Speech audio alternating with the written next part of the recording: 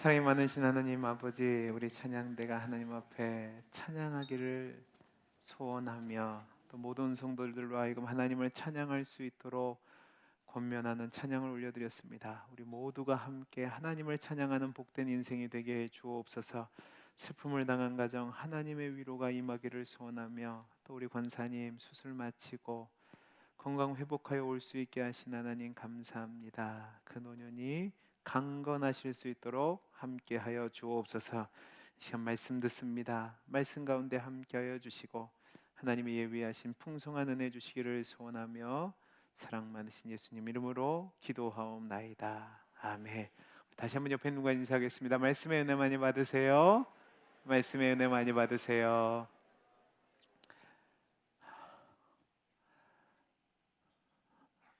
저와 여러분이 이 세상을 살아갈 때에 정말로 중요한 자기의 확신을 가지고 살아가야 되는 것인데, 그것은 무엇이냐면 내가 누구인지를 알고 살아가는 겁니다. 다른 말로 내 자신에 대한 정체성을 이해하고 살아가는 거죠. 그러면 여러분은 여러분이 누구라고 생각하고 살아가십니까? 우리는 우리 자신에 대해서 성도라고 말하기도 하고 그리스도인이라 이야기하기도 합니다. 그게 우리의 정체성이라는 거죠. 그럼 여러분, 그리스도인은 누구고 성도는 누구입니까? 한마디로 정의 내리면 하나님을 나의 아버지로, 예수 그리스도를 나의 주인으로 모시고 살아가는 사람들을 그리스도인이라, 성도라 말할 수 있습니다. 우리가 그리스도인으로 성도로 살아가는 것이 축복인 것은 세상 사람들이 소유하지 못하는 구원이라는 놀라운 선물과 하나님의 자녀라는, 하나님의 백성이라는 놀라운 특권을 누리고 살아가기 때문에 그렇습니다. 그러니까 우리가 그리스도인이라고 말할 때는 이미 얻은 구원의 조건 위에 서 있고, 또 하나님이 주실 그 영원한 그 약속의 소망을 가지고 살아가는 사람입니다. 근데 문제는 저와 여러분이 이미 얻은 구원을 가지고 살아가고 있고, 또 하나님이 주실 영원한 상급을 바라보고 살아가지만, 이 세상을 살아갈 때에 이해하기 힘든 어려운 환난과 고난을 당할 때가 있다는 사실입니다. 그러면 이제 우리는 여기서 질문을 하죠. 왜 하나님이 이미 구원받은 우리에게, 하나님의 백성인 우리에게 어려운 환난과 시험을 주시냐 하는 겁니다. 이 질문에 대한 답을 오늘 말씀을 통해서 이야기를 해보려고 합니다. 여러분은 여러분이 이해하기 힘든 어려움과 환난을 당했을 때에 어떻게 생각하고 반응하십니까? 오늘 설교 제목이 폭풍 가운데 말씀하시는 하나님입니다. 그러면 여러분은 여러분의 인생 가운데 풍랑을 만났을 때, 폭풍을 만났을 때 어떻게 반응하십니까? 우리가 그리스도인으로 살려고, 거룩하게 살려고 노력합니다. 그리고 하나님 뜻대로 살려고 애를 썼습니다. 그리고 남 못지않게 최선을 다해서 수고했습니다. 그럼에도 불구하고 시련과 환난을 당할 때, 도대체 이해가 되지 않고 아무리 생각해봐도 잘못이 없는 것 같은 상황 속에서 문제가 일어났을 때 여러분은 어떤 반응을 보이십니까? 대부분의 사람들이 보이는 반응은 하나님 억울합니다입니다. 하나님 왜 나에게 이런 일이 일어났을까요? 하나님 나를 사랑하신다면서요. 그러면 왜 이런 문제를 주셨습니까? 제발 이유 좀 말씀해 주세요라고 원망 어린 목소리로 하나님께 질문을 하곤 합니다. 그런데 결론적으로 말씀을 드리면 하나님이 우리에게 원하시는 모습은 이런 모습이 아닙니다. 하나님은 하나님의 자녀인 우리가 이러한 인과응보식의 작은 이해의 범주에서 벗어나 하나님의 사랑하는 자녀로서, 구원받는 그리스도인이요 성도로서 세상 사람들과는 다르게 그 어려움 중에서도 환난 중에서도 폭풍 중에서도 하나님의 영광을 바라고 그 어려움을 뛰어넘어 싸워 이기는 것을 원하고 계십니다. 성경에 기록된 많은 믿음의 사람들의 이야기가 그 이야기를 하고 있습니다. 성경의 믿음의 사람들을 보면 환난과 고난과 시험과 역경을 믿음으로 이겨낸 모습을 보입니다. 그리고 그들을 통해서 우리의 믿음도 성숙하여 하나님의 온전하신 뜻에 합당하고 또 장성한 분량에 이르기를 원하시는 거죠. 오늘 본문에 우리가 다룰 욥이란 인물도 그런 인물 중에 한 사람입니다. 욥은 우리가 읽어서 아는 것처럼 동방의 의인이고 하나님이 사단에게 자랑할 만한 믿음의 소유자였습니다. 그러니까 다른 말로 얘기하면 욥은 어려움과 환난과 형벌을 당할 이유가 없었던 인물이란 말입니다. 그런데요, 하루아침에 까닭 없이 모든 재산을 잃었습니다. 자신의 10명의 아름다운 자녀들을 순식간에 잃었습니다. 자신도 발바닥에서 정수리까지 악창이나 재 가운데 앉아서 기와장으로 몸을 긁을 정도로 괴로운 상황이 됐습니다. 여러분, 이것으로 끝난 게 아니죠. 자신과 함께 평생을 살아온 아내가 자신을 찾아와 하나님을 욕하고 죽으랍니다.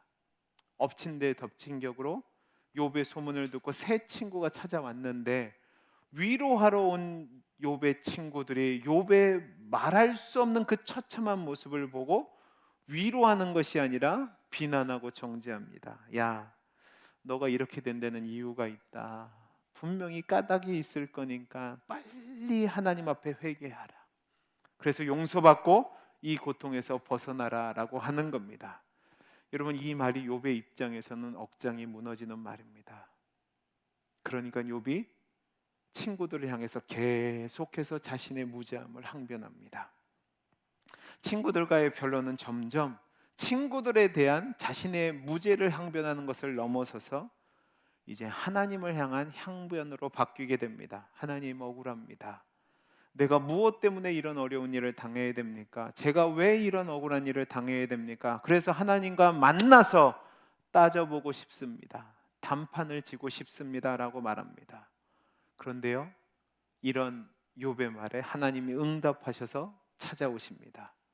오늘 저와 여러분이 읽은 욥기서 38장 1절에서 18절 말씀은 38장부터 41장까지 이어지는 욥에게 찾아오셔서 엄청나게 쏟아내시는 질문들의 서두에 해당되는 내용입니다. 여러분, 우리 다시 1절에서 3절을 같이 한번 읽어보죠. 같이 읽어보겠습니다. 시작. 그때 여호와께서 폭풍 가운데에서 욥에게 말씀하여 이르시되 무지한 말로 생각을 어둡게 하는 자가 누구냐? 너는 대장부처럼 허리를 묶고 내가 내게 묻는 것을 대답할지니라. 자, 보세요. 여기 그때에라는 말이 되어 있는데 이 그때라는 것은 엘리바스, 빌닷, 소발이라는 이 세 친구의 논쟁이 답이 없으니까 갑자기 엘리후라는 인물이 등장해서 이제 또 욥이 당하는 고통의 문제를 가지고 이야기를 하는 중이었습니다. 그때에 하나님이 폭풍 가운데 등장하셨단 말입니다. 하나님께서는 욥이 하나님과 만나 변론하고 싶다는 그 말씀을 들으시고 폭풍 가운데 나타나신 겁니다. 그런데 여러분, 하나님이 폭풍 가운데 나타나셨다는 이 사실 속에서도 하나님이 욥을 지키시고 보호하시려는 모습이 담겨져 있습니다. 왜냐하면 사람은 직접 하나님을 목도할 수 없습니다. 거룩하시고 소멸하시는 불 대신 하나님 앞에 죄악된 인간이 서서 하나님을 본다, 이것은 있을 수 없는 일이죠.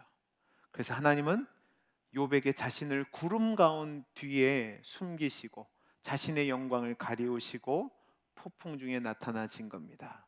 그리고 나서 하시는 말씀이 무지한 말로 생각을 어둡게 하는 자가 누구냐? 너는 대장부처럼 허리를 묶고 내가 내게 묻는 것을 대답하라 라고 말씀하십니다.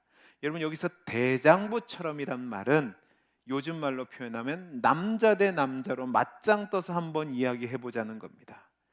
여러분, 이 말을 들었을 때 욥이 얼마나 두려웠을까 생각해 보셨습니까? 어떻게 피조물인 인간이 창조주 하나님과 맞짱을 떠서 이야기할 수 있겠습니까?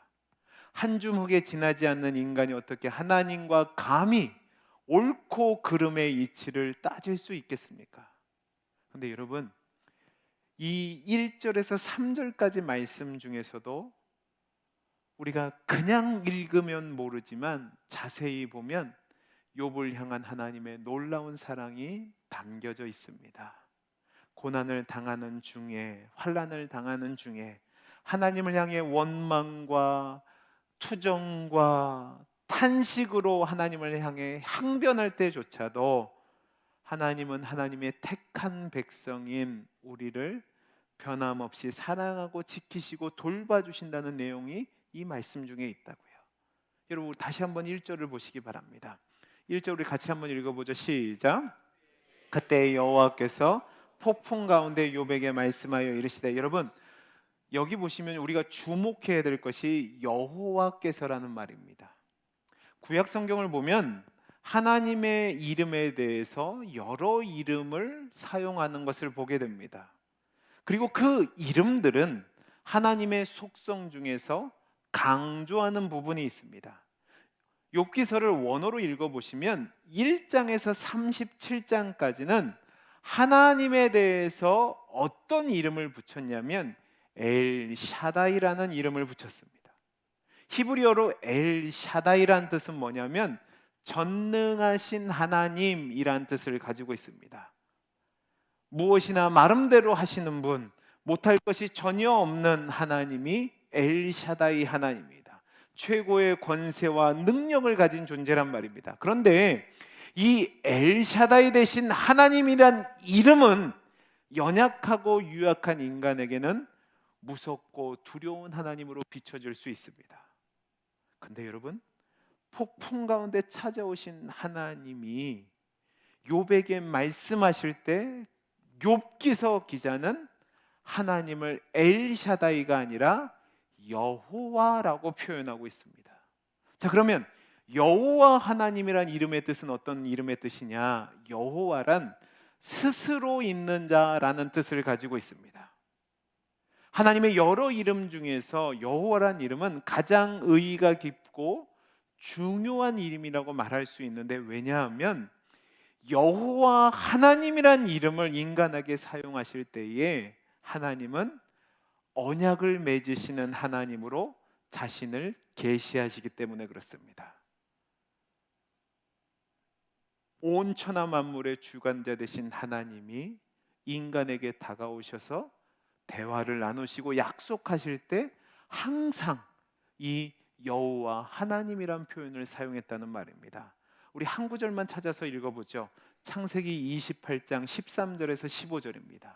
우리 같이 한번 읽어보겠습니다. 시작. 또 본즉 여호와께서 그 위에 서서 이르시되 나는 여호와니 너의 조부 아브라함의 하나님이요 이삭의 하나님이라. 내가 누워 있는 땅을 내가 너와 내 자손에게 주리니 내 조상이 땅에 티끌같이 되어 내가 서쪽과 동쪽과 북쪽과 남쪽으로 퍼져나갈지며 땅의 모든 족속이 너와 내 자손으로 말미암아 복을 받으리라. 내가 너와 함께 있어 내가 어디로 가든지 너를 지키며 너를 이끌어 이 땅으로 돌아오게 할지라. 내가 내게 허락한 것을 다 이루기까지 너를 떠나지 아니하리라 하신지라. 아멘. 여러분, 이 말씀은 형 예솔을 속이고 장자의 축복을 받았어요. 그러니까 형 예석이가 죽이려고 하니까 두려워 떨면서 집에서 도망해서 외삼촌 라반이 있는 하란으로 도망가던 야곱에게 꿈으로 찾아오셔서 약속을 주실 때의 장면입니다. 두려워 떨며 광야에서 돌베개를 베고 자고 있는 야곱에게 하나님이 찾아오셨는데 어떤 하나님으로 찾아오셨어요? 여호와 하나님. 약속을 하시고 약속을 이루시는 하나님으로 찾아오셔서 오늘 말씀에서 읽은 것처럼 야곱과 놀라운 언약을 맺어주신 겁니다. 이 언약의 약속을 맺으실 때 찾아오신 하나님이 바로 여호와 하나님이에요. 그러니까 여호와 하나님은 인간의 부족함과 연약함을 이해하시고 인간과 말씀하시고 인간과 약속을 맺으시고 이루시는 하나님입니다. 그리고 그 맺은 약속에 대해서는 반드시 이루시는 신실하신 하나님, 나는 내가 되는 하나님이 여호와 하나님이란 말입니다. 근데 그 여호와 하나님이 고통 가운데 하나님을 찾는 욥에게 나타나셔서 말씀하고 계신 겁니다. 여러분 1절을 보면 욥에게 말씀하여 이르시되라고 되어 있는데 히브리어 원문을 보면 대답하여 가라사대라는 뜻이 더 가깝습니다. 그러니까 하나님은 욥이 하나님을 뵙고 대화를 나누고 싶다는 그 말에 응답하셔서 대화하시고 약속을 맺으시는 하나님으로 나타나신 겁니다. 계속 침묵하셔도 되는데 폭풍 가운데 여호와 하나님으로 찾아오셔서 욥을 향해서 자기의 사랑과 관심과 애정을 담아 대답해 주신다는 것은 그를 깨닫게 하시고 회복시켜 주시겠다는 의지를 담고 있는 겁니다. 여러분 그 하나님이 우리의 하나님 되심을 믿으시기 바랍니다. 여러분이 탄식 중에 있을 때, 환난 중에 있을 때, 절망 중에 있을 때, 하나님을 향해 원망할 때에도 하나님을 외면하시는 것이 아니라 약속을 이루시는, 여러분과 대화하시는 하나님으로 찾아오신다는 사실을 믿으시기 바랍니다. 그 다음부터 이제 4절부터 18절까지 내용이 나오는데, 여러분 욥기 중에서 문학적으로 가장 뛰어난 부분이 바로 이 부분입니다. 38장부터 41장까지 이어지는 하나님의 질문의 내용인데, 욥기서 저자가 가장 공을 들인 욥기서의 백미라고 할 수 있는 부분입니다. 근데 여러분 하나님께서 욥에게 욥의 항변에 응답하시기 위해 나타나셨는데 그 욥의 질문에 대한 대답이 참으로 요상합니다. 왜냐하면 여러분 잘 보세요. 질문을 했어요. 그러면 질문에서 와서 얘기하면 뭐를 해야 돼요? 지금 제 질문을 이해를 못해요. 여러분 제가 질문을 했어요. 그럼 뭐가 와야 돼요? 답이 와야 돼요. 맞죠? 근데 여러분 욥기서 38장부터 41장까지 보면 욥은 질문을 했는데 하나님은 무려 71개나 되는 질문을 답으로 주십니다. 그리고 그 질문의 내용을 보면 정말로 이해하기 힘들고 쉽게 납득이 되지 않습니다. 제가 여러분에게 이번 설 명절에 숙제를 드리겠습니다. 집에 가셔서 꼭 38장부터 41장까지를 읽으시기 바랍니다. 제가 다음 주에 교회에 들어오실 때 숙제 검사하겠습니다. 읽어보시기 바랍니다. 제가 왜 읽어보라고 얘기하냐면 이 질문의 내용이 욥의 문제와는 전혀 상관없는 희한한 질문들이기 때문에 그렇습니다.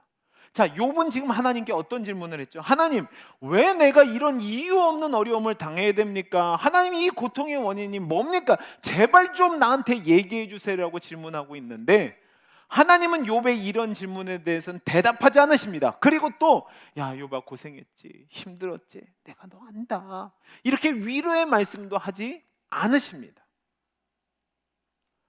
욥의 문제와는 상관없이 전혀 다른 주제들을, 문제들을 가지고 질문들을 이어가심을 볼 수 있습니다. 여러분 4절 말씀을 보면 이렇게 시작하죠. 내가 땅의 기초를 놓았을 때 내가 어디 있었느냐. 그리고 18절 말씀을 보시면 땅의 넓이를 내가 측량할 수 있겠느냐라는 질문까지 한마디로 요약하면 뭐냐면 하늘과 땅을 창조할 때 너 어디 있었냐라고 질문하십니다. 제가 간략하게 정리를 해드리면 4절에서 7절까지는 하나님이 천지를 창조하실 때 욥이 그 자리에 없었고 그것을 이해하지도 못한다라고 말씀하십니다. 그리고 8절에서 11절까지 말씀을 보면 바다의 경계를 설정해서 혼란과 악으로 상징되는 바다문의 그 엄청난 힘을 제어하시는 분이 하나님 자신이라고 이야기하십니다. 그리고 12절에서 15절까지 말씀을 보면 하나님은 욥이 아침을 명해서 동일 특이한 적이 한 번도 없음을 지적하면서 다시금 욥의 무능을 말씀하십니다. 그리고 16절에서 오늘 말씀을 넘어 21절까지 말씀을 보면 하나님의 세계의 가장 먼 경계, 그러니까 바닷속 깊은 곳과 죽음의 세계의 깊이와 빛과 어둠의 근원이 시작되는 자리에 이르기까지 하나님 자신이 만든 그 창조 세계의 위대함을 말씀하십니다. 그리고 41장까지 읽어보시면 하늘과 땅의 이야기, 구름과 별과 달의 이야기, 하마와 악어와 노루와 호랑이와 노새의 이야기, 사냥의 이야기, 우박의 이야기, 벼락의 이야기, 무지개의 이야기, 별 희한한 질문들을 다 하십니다. 그리고 한 번도 대답은 없고 계속해서 질문만 하십니다.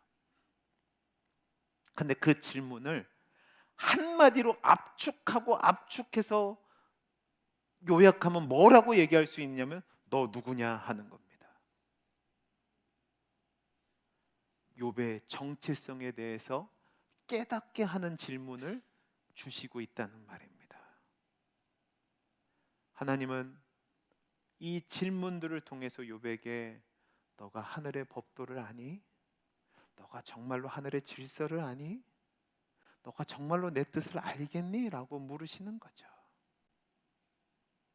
이 질문을 통해서 천지를 창조하시고 오늘 말씀 7절 말씀처럼 새벽별들이 기뻐 노래하며 하나님의 아들들이 다 기뻐 소리를 지를 정도로 놀라우신 권능을 가시는 하나님을 보여주면서 욥 스스로에게 나는 무지하고 보잘것없는 존재라는 것을 깨닫게 하시는 겁니다.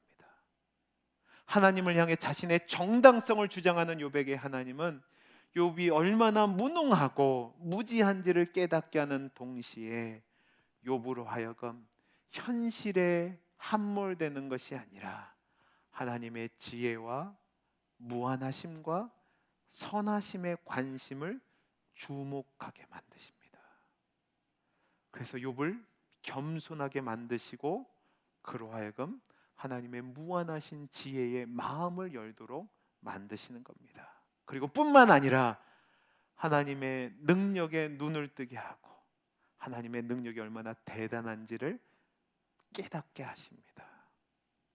여러분, 우리는 욥기서 1장과 2장의 내용을 통해서 욥이 왜 고난을 당했는지 알고 있습니다. 시작이 어떻게 되죠? 하늘에서 천상의 회의가 열렸습니다. 하나님이 주재하신 거죠. 이때 하나님의 통치에 만족하지 못하고 하나님을 거역하고 여기저기 떠돌아다니는 사단이 옵니다. 그런 사단에게 하나님이 욥을 소개합니다. 야, 너 욥 봤냐? 이 얘기는 뭔지 아시면 너 왜 욥만도 못하냐 그 얘기를 하는 겁니다. 그러니까 사단이 하나님한테 이렇게 얘기합니다. 하나님, 욥이 까닭없이 하나님께 순종하겠습니까? 이 얘기는 바꿔서 얘기하면 뭐예요? 하나님 나한테 해준 거 없잖아요. 그러니까 내가 이 모양 이 꼴로 사는 겁니다 라고 얘기하는 겁니다. 그러면서 뭐라고 얘기하죠? 욥을 쳐보십시오. 그러면 그 욥도 나처럼 하나님을 거역할 거라고 하나님과 논쟁을 벌이는 겁니다. 그러니까 하나님이 사단에게 그렇게 해보라고 허락하셨고 그것 때문에 욥이 고난을 당하게 됐습니다. 그러니까 여러분, 상식적으로 생각한다면 우리 생각으로 보면 하나님이 욥에게 욥아, 야 미안하다. 내가 사단이랑 싸우다가 내가 널 믿고 네 얘기했다. 그랬더니 사단이란 놈이 나를 믿지 않고 오망방자하게 행해서 꺾기 위해서 부득불 너를 좀 이렇게 했다. 야, 좀 이해하면 안 되겠니라고 하면 좋겠죠. 우리 생각에는 그러면 문제가 해결될 것 같잖아요. 그죠? 근데 사실은 그렇지 않습니다. 만약에 하나님이 이런 식으로 자세하게 설명을 해줬어도 미련하고 무지한 인간이기 때문에 욥의 입장에서는 전혀 납득하거나 이해할 수 없었을 겁니다. 왜냐하면 욥이 당하는 고통에는 전혀 차원이 다른 하나님의 밝힐 수 없는 심오한 뜻이 담겨져 있기 때문에 그렇습니다. 그래서 하나님이 욥에게 설명하신 것이 아니라 대신 욥의 무지함과 유한함을 드러내시고 하나님의 전능하심과 무한하심을 설명하고 계시는 겁니다. 여러분, 이것을 우리에게 적용해 보죠. 우리도 살다 보면 이해되지 않고 납득이 되지 않는 어려움과 고난을 당할 때가 있습니다. 정말로 이해가 되지 않고 억울한 고통이 얼마나 많은지 모릅니다. 그때마다 우리는 어떤 생각을 갖고 있는지 점검해야 되는데요. 여러분, 오늘 말씀을 통해서 우리가 깨닫게 되는 것은 무엇이냐면, 이해하지 못하는 고난을 당할 때 우리의 정당한 자세는 겸손함입니다. 하나님이 우리에게 고난을 허락하셨을 때에는 설명하지 않은, 또 설명되지 않는 그분의 놀라운 은혜와 섭리가 있음을 믿는 믿음으로 겸손하게 하나님을 바라보고 그 고통을 견뎌내고 이겨내야 되는 겁니다.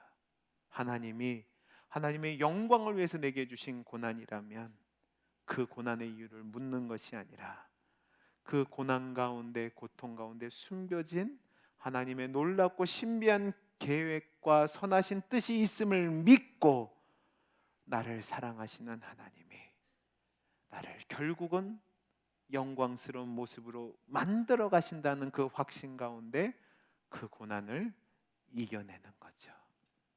아멘이십니까? 제가 이렇게 말씀드린 데는 이유가 있습니다. 여러분, 제가 처음에 뭐라고 말씀드렸냐면, 저와 여러분이 그리스도인으로 성도로 살아가는 것은 하나님의 은혜요 특권이라고 말씀을 드렸습니다. 그게 왜 특권이냐? 여러분 잘 보세요. 욥은 친구들에게 비난을 들을 때에 자신의 무죄함을 항변했습니다. 그리고 분명히 욥은 그럴 만한 근거가 있는 사람입니다. 동방의 의인이고 하나님이 살아내게 자랑할 정도의 인물이었습니다. 그런데 하나님이 요구하시는 욥의 수준은 단지 다른 사람들에 비추어 의로운 수준이 아닙니다. 하나님이 원하시는 수준은 세상에 도덕적으로 착한 사람의 모습이 아니라는 말입니다. 하나님이 원하시는 욥의 모습은 하나님의 통치의 깊이를 이해하고 깨우치는 수준까지 그러니까 특별 대우를 하셨다는 겁니다. 여러분, 제가 쉽게 예를 들어보겠습니다. 제가 이 예를 들고 집에 가서 두 딸에게 혼날 수가 있습니다. 그런데도 제가 예를 들어보겠습니다. 여러분, 우리 집에는 두 딸이 있습니다. 나이가 3살 차가 납니다. 지금은 별로 안 싸웁니다. 근데 어릴 때는요, 정말 징그럽게 싸웠습니다. 아침부터 저녁까지 싸웠다고요. 그래서 제가 신방 갈 때마다 아이들이 큰 집에 여자 3살 터울에 있는 성도님들 집을 가다 물어봤습니다. 집사님, 그 집도 그렇게 싸웠나요? 물었습니다. 여러분, 첫째는 마음이 착했습니다. 근데 절대로 내 거를 포기를 하지 않는 성향을 갖고 있습니다. 근데 둘째는 막무가내입니다. 아는 게 없으니까 언니 입장에서는 꼴통이에요. 지지 않고 끝까지 덤비는 겁니다. 언니 것을 빼앗으려고 하고 고집을 부립니다. 이게 나빠서가 아니라 몰라서 그런 겁니다. 자, 그러면 첫째는 이때마다 하는 게 뭐냐면 공평입니다. 공평이에요. 똑같이 대우해달라는 거죠. 첫째는 공평을 얘기하고 둘째는 무조건은 지 겁니다. 왠 줄 아세요? 몰라서 그렇습니다. 자, 그러면 여러분 질문을 하나 던지겠습니까? 둘이 싸우면 제가 누구를 혼낼까요? 첫째를 혼낼까요? 둘째를 혼낼까요? 둘째를 못 혼내요. 왠 줄 아세요? 몰라요. 그럼 제가 첫째를 혼내겠죠. 그럼 왜 첫째를 혼낼까요? 기준이 달라서 그런 겁니다. 정상범위 위에 있다는 겁니다. 다른 말로 첫째를 둘째보다 인정하고 더 대접하는 거죠. 여러분, 우리가 이 내용에서 이 하나님의 마음을 이해해야 되는 겁니다. 여러분, 하나님은 욥의 대화를 통해서 욥의 고난의 문제를 해결하기 이전에 그 문제 속에서도 하나님을 사랑하며 하나님의 뜻을 이해하는 사람이 되기를 원하셨다는 겁니다. 우리는 욥이 왜 이런 고난을 당했는지 배경을 알고 있습니다. 사단이 욥이 하나님을 경외하고 사랑하는 데는 그만한 이유가 있다고 주장하고 있단 말입니다. 바꾸어 말하면 사단이 자신을 하나님을 거역하고 하나님을 대적하는 것은 하나님이 복 주시지 않았기 때문이라는 하나님을 향한 원망을 하는 거죠. 하나님은 그러한 사단의 주장이 거짓되고 말도 안 된다는 것을 온 천하에 드러내시기 위해서 특별히 욥을 택하셨고 그에게 고난을 허락하신 겁니다. 그러니까 첫째와 같이 여기셔서 특별함 가운데 고난을 주셨다는 말입니다. 하나님이 사단에게 욥의 고난을 허락하신 이유가 뭐냐? 너는 내가 사랑하는 아들이다. 내가 너를 인정하는 자녀다. 세상의 기준보다 내 자녀로서 더 큰 기준을 요구한다는 그 사랑과 믿음의 표현으로 그 어려움을 허락하신 거죠. 그리고 더 큰 중요한 사실이 있는데 그게 뭐냐? 욥이 당한 고난 가운데 하나님이 함께 하셨다는 사실입니다. 여러분 생각해 보세요. 하나님이 억울하게 사단으로 인해 고난을 당하는 욥을 보고 있을 때 그 마음이 어떠하셨을까요? 그냥 뒷짐지고 구경만 하셨을 것 같으십니까? 아니요. 하나님의 마음은 더 아프고 더 고통스러웠을 겁니다. 그럼에도 불구하고 욥이 세상의 부와 건강을 비롯한 어떠한 조건으로 하나님을 믿는 것이 아니라 하나님만을 인하여 기뻐하고 그 영광을 사모하는 사람이라는 사실을 증명해 주시는 마음으로 그에게 고통을 허락하시고 그 고통 속에 있는 욥을 보며 찢어지는 마음을 아픔을 갖고 있었지만 그럼에도 불구하고 가만히 계셨던 겁니다. 그런 하나님이 폭풍 가운데 나타나셔서 욥의 질문과 항변에 응답하시는 가운데 욥에게 그 말도 안 되는 질문을 쏟아부으시는 이유가 뭐냐면 그의 손을 붙잡고 온 우주를 보게 하시는 겁니다. 하늘과 해와 달과 별과 바다와 온 천지 만물의 이야기를 통해서 하나님이 만드신 창조 세계를 보게 하신 거죠. 아무것도 모르고 무지한 존재이지만 하나님께서는 그 놀라운 창조물과 구별되게 욥을 선택하셨고 그것을 다스리는 하나님의 통치의 대리자로 부르셨다는 것을 깨닫게 하신 겁니다. 야, 너는 내 동반자야. 내가 너랑 함께 있어. 내가 너를 특별 대원 거 아니? 그 얘기를 하시는 거라고요. 그러니까 여러분 38장에서 41장까지 하나님의 엄청난 질문을 들었어요. 하나님이 아무런 대답을 안 하신 것 같아요. 그런데 욥이 하나님이 얼마나 자신을 귀하게 여기신지 깨닫고 나서 42장 5절에서 이렇게 대답합니다. 들어보시기 바랍니다. 내가 주께 대하여 귀로 듣기만 하였사더니 이제는 눈으로 주를 배움나이다. 여러분 이 고백이 뭔지 아세요? 하나님, 이제야 하나님 뜻을 깨닫게 됐습니다 하는 말입니다. 자신이 당하는 애매한 고난과 고통이 하나님이 자신을 믿고 특별히 사랑하셔서 주시는 것이고 이를 깨닫게 되니까 이제 하나님을 믿는 것에 있어서 그 어떤 조건도 필요 없고 오직 하나님만을 향한 사랑, 하나님만을 기뻐하고 하나님 한 분만으로 만족하다는 사실을 깨닫게 되니까 이제는 내가 눈으로 주를 배움나이다 라고 고백하는 겁니다. 여러분 이 고백을 할 때 욥의 문제는 해결되지 않았습니다. 자신의 질문에 대해서 하나님이 응답도 안 했습니다. 그러나 하나님이 누구신지를 깨닫고 하나님의 뜻이 어떤지를 깨닫게 되니까 하나님을 알고 믿는 것이 가장 큰 복임을 깨닫고 만족해서 이 대답을 한 겁니다. 사랑하는 성도 여러분, 우리도 마찬가지입니다. 하나님의 자녀고 하나님의 백성인 우리가 때로는 감당하기 어려운 이해할 수 없는 환난을 당할 때가 있습니다. 그 고난이 짧은 거일 수도 있지만 오랜 세월 지속되는 거일 수도 있습니다. 하나님이 그 고난을 왜 여러분에게 허락하셨을까요? 여러분을 미워해서가 아니라 여러분이 문제가 많아서가 아니라 하나님의 능력이 없어서가 아니라 그 어려움을 통해서 하나님의 크신 이해의 틀 안으로 여러분을 이끌어 가시기 위함이란 사실을 믿으시기 바랍니다. 내 능력과 내 자신감의 줄을 내버리고 항복하고 하나님 뜻 안으로 온전 안에 들어가기를 원하시는 거죠. 사도 바울은 이 사실을 알았기 때문에 로마서 5장 1절에서 4절까지 이렇게 고백을 합니다. 우리 같이 한번 읽어보죠. 같이 읽겠습니다. 시작. 우리가 믿음으로 의롭다 하심을 받았으니 우리 주 예수 그리스도로 말미암아 하나님과 화평을 누리자. 또한 그로 말미암아 우리가 믿음으로 서 있는 이 은혜에 들어감을 얻었으며 하나님의 영광을 바라고 즐거워하느니라. 다만 이뿐 아니라 우리가 환난 중에도 뭐요? 즐거워하나니 이는 환난은 인내는, 인내는 연단은, 연단은 소망을 이루는 줄 알미로다. 아멘. 여러분, 바울이 이 말씀을 통해서 주시는 게 뭡니까? 우리는 이미 구원의 조건 위에 서 있는 자입니다.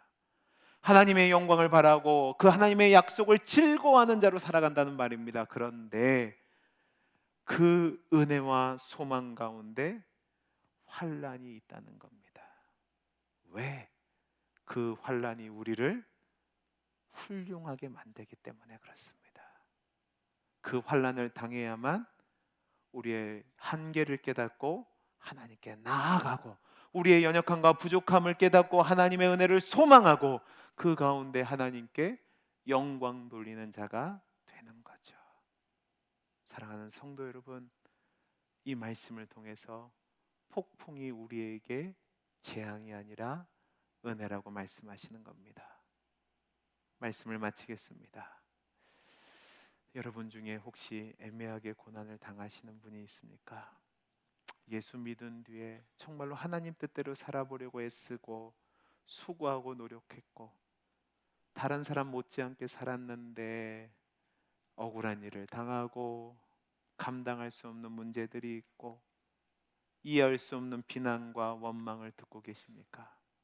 그래서 낙심돼서 하나님을 향해서 하나님 어떻게 나에게 이를 줄 수 있습니까? 왜 나에게 이런 문제를 주셨습니까? 울면서 항변하는 분들이 계십니까? 하나님의 사랑을 믿을 수 있기를 간절히 소원합니다. 하나님의 이해의 범주를 깨닫기를 소원합니다. 여러분, 하나님은 여러분의 눈물 흘리는 그 자리에 함께 앉아서 고통을 나누십니다. 여러분이 견디지 못할 것 같은 그 슬픔을 알고 몸부리치며 애통할 때에 말없이 여러분에게 다가와 위로하시고 힘을 주시고 용기를 주시는 분입니다. 여러분, 하나님이 여러분을 특별 대우하십니다. 저는 이것을 잘 몰랐습니다. 그래서 늘 하나님을 향해서 하나님은 왜 이런 일이 있습니까? 라고 원망했습니다.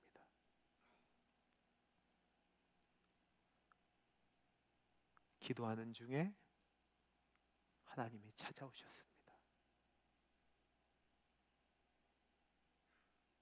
그리고 하나님의 말씀해 주셨습니다.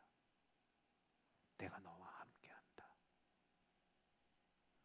여러분, 하나님이 우리와 함께 하시면 더 이상 바랄 것이 없는 겁니다. 하박국의 마지막 말씀 기억하십니까?